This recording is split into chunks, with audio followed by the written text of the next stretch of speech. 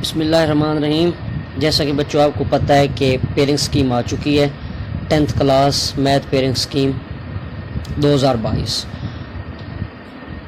ये जो आपका पेपर आना है सालाना मैथ का, ये इसी पेयरिंग स्कीम के मुताबिक ही आएगा और तमाम बच्चों से गुजारिश है कि वो पेयरिंग स्कीम के मुताबिक अपनी अपनी तैयारी करें, तो इंशाल्लाह उनके उसके मुताबिक बहुत ही अच्छे मार्क्स आएंगे। इसमें सबसे पहले पेपर में आपके पास होती है MCQs यानी कि हिस्सा मरोज़ी।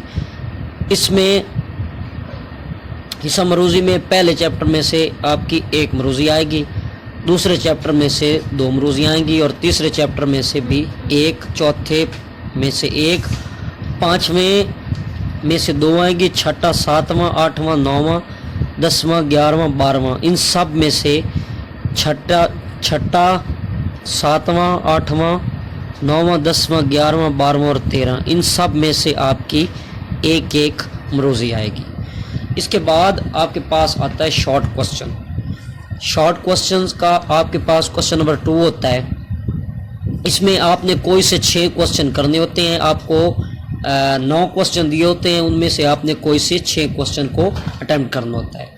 इसमें से पहले चैप्टर में से 3 क्वेश्चन आएंगे आपके शॉर्ट क्वेश्चन, दूसरे चैप्टर में से 3 आएंगे और तीसरे में से भी 3 आएंगे। टोटल आपके क्वेश्चन जो होंगे, आपको टोटल 9 क्वेश्चन दिए हुए होंगे, उनमें से आपने कोई सी 6 करने होंगे।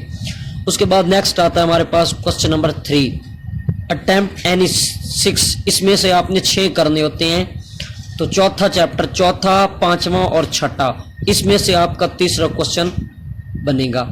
इसमें चौथे चैप्टर में से आपका एक शॉर्ट क्वेश्चन, आपके चौथे में से 2 शॉर्ट क्वेश्चन आएंगे, पांचवें में से 4 आएंगे और छठे में से 3 आएंगे और आपने करने 6 होंगे। इसमें से टोटल जो हैं आपके पास बनते हैं शॉर्ट क्वेश्चन 9।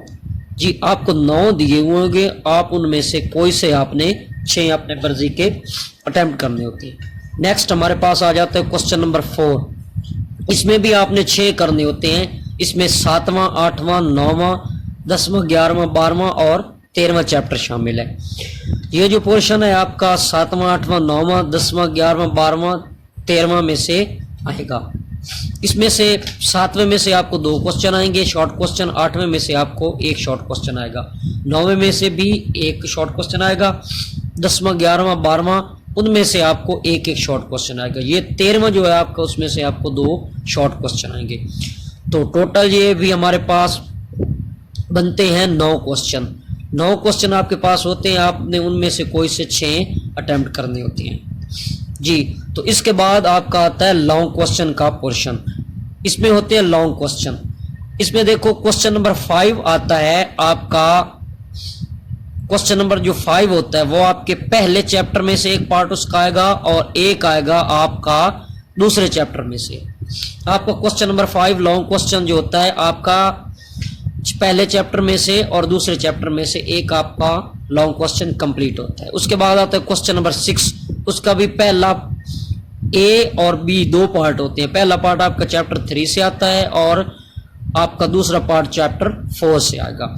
इसके बाद आता है क्वेश्चन नंबर 7। क्वेश्चन 7 में आपका जो है ना 2 क्वेश्चन होते हैं, ए और बी होते हैं। आपका चैप्टर नंबर 5 में से एक आएगा और एक चैप्टर नंबर 6 से आएगा। उसके बाद है क्वेश्चन नंबर 8 होता है। इसमें से आपके पास ए पार्ट आएगा 8वें का 7वें चैप्टर से और बी पार्ट आएगा इसका 13वें चैप्टर से।